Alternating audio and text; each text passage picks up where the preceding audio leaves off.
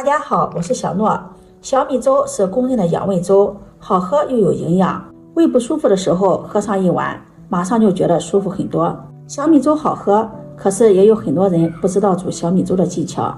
很多朋友把小米粥直接放入锅中，加水直接煮，煮出来的小米粥不浓稠也不香。好喝的小米粥必须是香浓粘稠的，有厚厚的米油。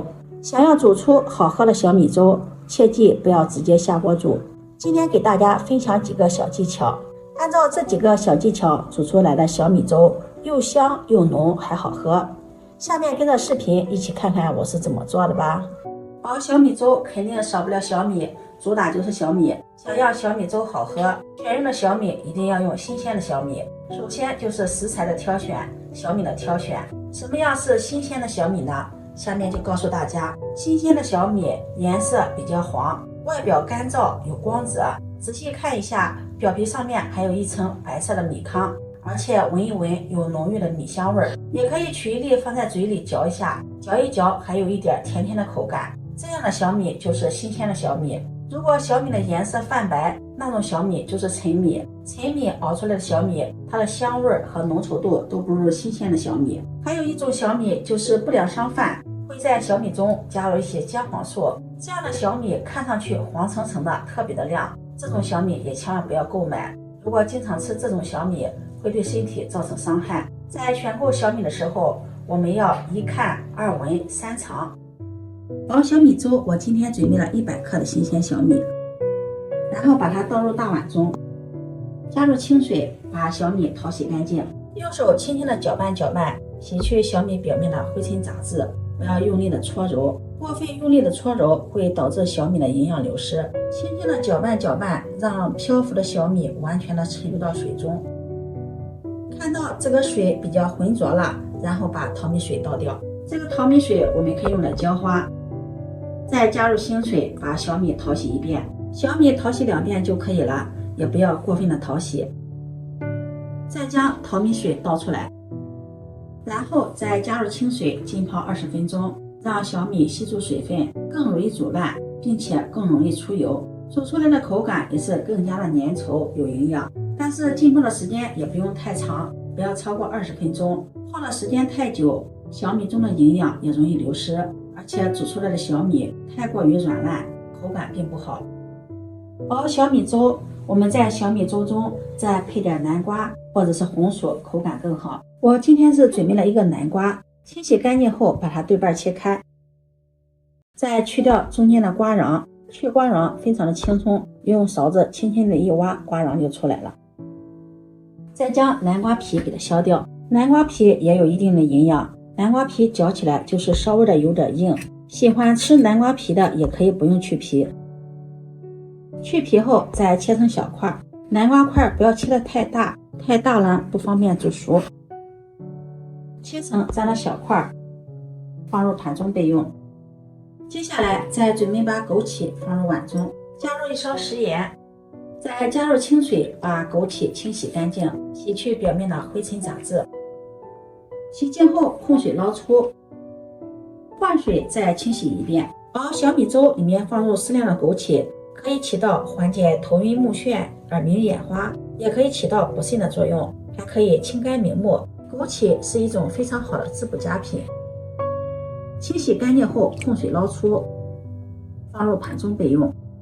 想要把小米粥煮得好喝，水和米的比例也是关键。水多了，小米粥熬出来就清汤寡水；米多了，小米粥熬出来又过于粘稠，有时候还可能会糊锅。熬小米粥，水和米的最好比例就是1:15，这样不会太稀，也不会太稠。也可以根据个人的口感来增加水量。接下来准备一口砂锅，往里面加入清水。我今天用的是100克的小米，锅中要加入1500克的清水，再放入切好的南瓜块，盖上盖子，大火把水熬开。熬小米粥，开水下锅还是冷水下锅，这也是一个关键一步，大家一定要注意。